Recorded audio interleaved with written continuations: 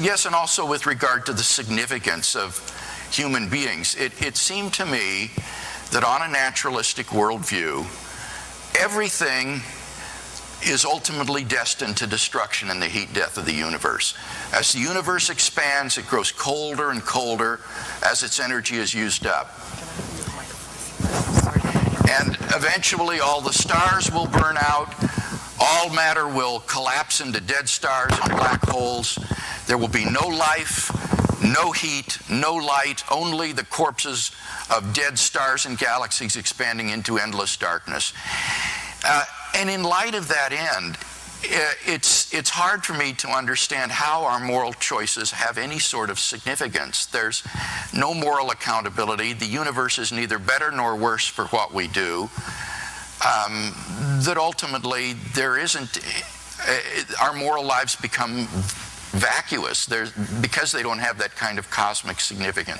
I still need to have you explain that for me better, because again, it seems to me it's one thing to say it lacks eternal, cosmic, everlasting significance. It's another thing to say it lacks significance. In fact, to give one of your examples, you talked about, again, I don't remember the source of this quote, but the torturers, was it Nazi torturers? Right, yeah. And you say, you know, if theism isn't true, then it doesn't really matter. This strikes me as, I'm sorry, I'm sure it's going to sound rude, but it strikes me as an outrageous thing to suggest. It doesn't really matter? Surely it matters to the torture victims whether they're being tortured. It doesn't require that this makes some cosmic difference to the eternal significance of the universe for it to matter whether a human being is tortured. It matters to them, it matters to their family, it matters to us. So again, how do you move from the lack of eternal significance to the thought that if it doesn't have eternal significance, it can't have any significance? Because the victim, it obviously matters to him in the sense that he's in pain and agony. But ultimately, it doesn't matter that he was ever in pain and in agony. The whole thing just degenerates into utter meaninglessness and insignificance. I don't mean to suggest that the torture didn't do a bad thing to this person, but ultimately, it doesn't matter. It all ends up the same. Yes, but it all ending up the same isn't the same thing as, and so it doesn't matter what happens until we get there. And when I say, and it matters what the path is before we get to the end point, I don't merely mean subjectively it matters, it appears to matter, it matters to them, but it doesn't really matter. Well, and that's what it seems to me. It just matters subjectively. But again, I just want to say, I don't understand how we get from, if it doesn't objectively matter to the universe, or doesn't objectively matter on a cosmic scale, how do we get from that to, so it doesn't objectively matter at all? Well, remember... So it's not a point about the nature of objective. It's the question is, why should we think objective value must be on the cosmic scale or not there at all? Now, let's remember the argument. This concern arose in the third point about moral accountability. This wasn't in the first 2 points about objective moral values and duties. What I said was, with regard to the third point, even if objective moral values and duties exist, they become irrelevant because they're inconsequential. So my third point about moral accountability was simply to say, on atheism, even if there are objective right and wrong and good and evil, there's no moral accountability, and so one might as well just live as he pleases. And might as well. If by might as well means there's no reason to live one way versus the other unless it makes a difference on the cosmic scale, it just seems to me that the same questions being, to my ears, begged yet again. It matters perfectly. There is an objective, categorical reason, not a matter of opinion. There's a fact of the matter about the compelling, overriding reason that you are irrational to disregard, even though, in terms of the heat death of the universe, it won't stop it. But for all that, there's an objective reason not to behave this way. That would be to say you have an objective moral duty. And for the third point, I was willing to grant that. But the question here is the deeper question about why adopt the moral point of view. And that can't be a moral answer because you're asking the question, why adopt the moral point of view? I think the concern that I have in this third point is that on What's the answer that you believe you get? Let me explain. I think on the third point that what I'm trying to say there is that on atheism or naturalism, that prudential value and moral value are on a collision course with each other. That what it's prudent for me to do is often in contrast or in conflict with what's moral for me to do. And prudence would seem to trump morality in terms of one's self-interest in virtue of the fact that it makes no difference how you choose.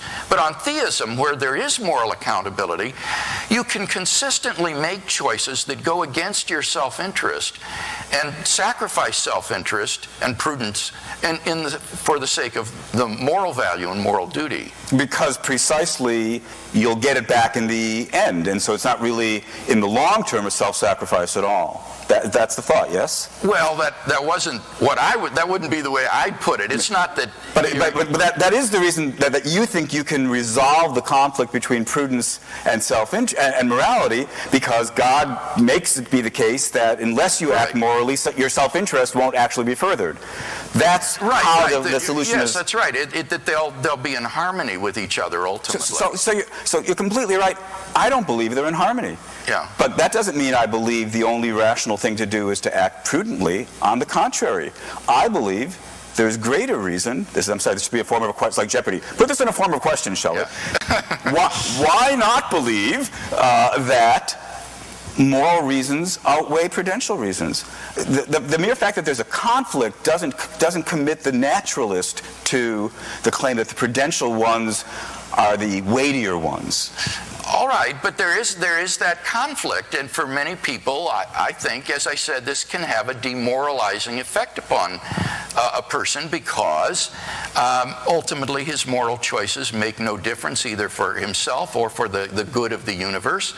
And I suspect that this will be demoralizing in the way that Adams suggested it would. No doubt for some people it will be, but of course for some people there's a different kind of demoralizing that takes place with the belief in theism, isn't there? I mean, if we're just going to talk about what are some possible psychological effects, some people will act morally not out of the recognition of the objective values, but merely in hopes of getting into heaven and avoiding hell.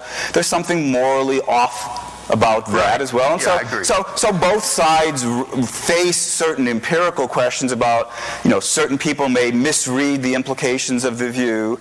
That strikes me as a standoff at best. I don't know. I'm not sure that the person who acts in self-interest has misread the implications of the atheistic worldview. That's because you've yet again assumed that if we're naturalists, we must assume that prudence, either there are no moral reasons at all, or if there are, they're inferior in strength to prudential reasons. That doesn't seem to me to follow from naturalism at all.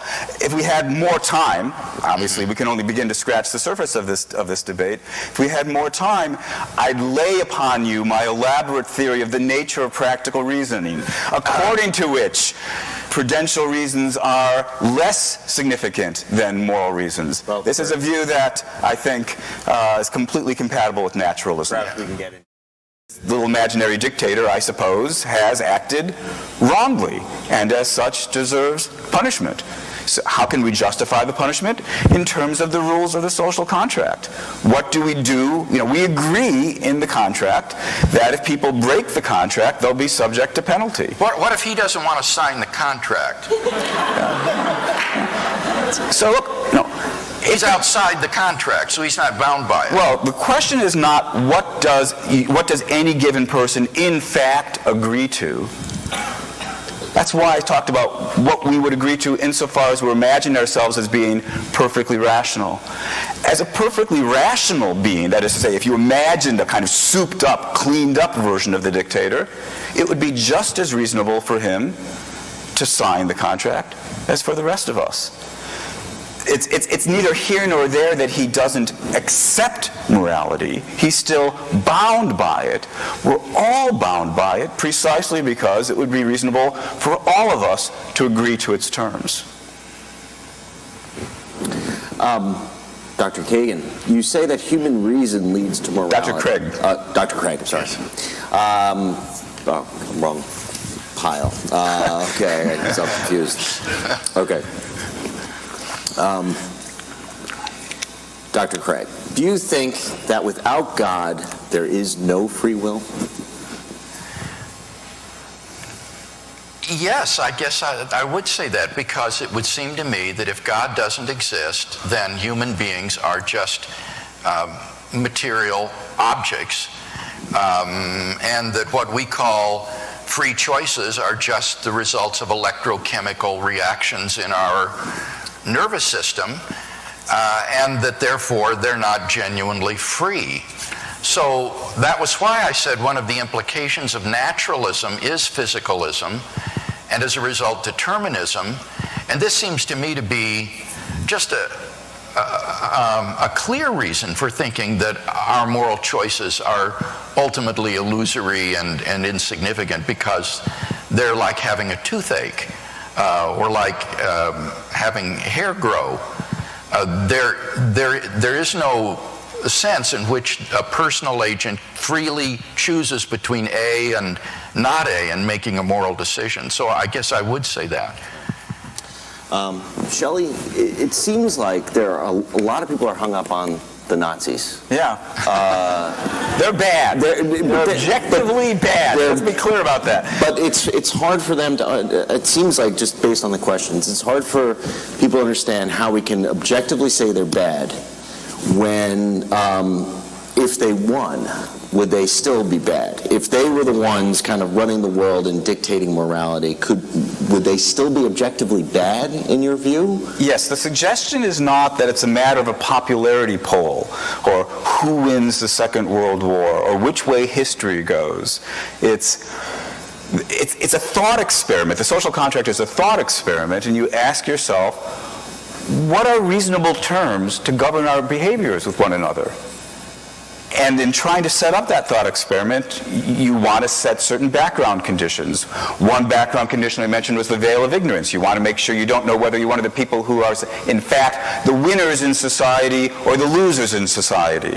One of the conditions is you want to imagine the bargainers are rational, because you don't want the rules that emerge to be an artifact of some mistake in reasoning.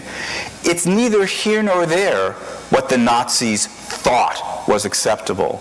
The question is just what, in fact, would be the terms of a contract agreed upon by perfectly rational bargainers.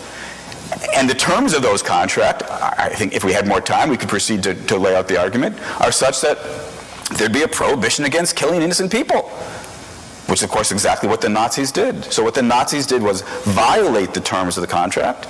And so, in fact, they were immoral whether or not they see it.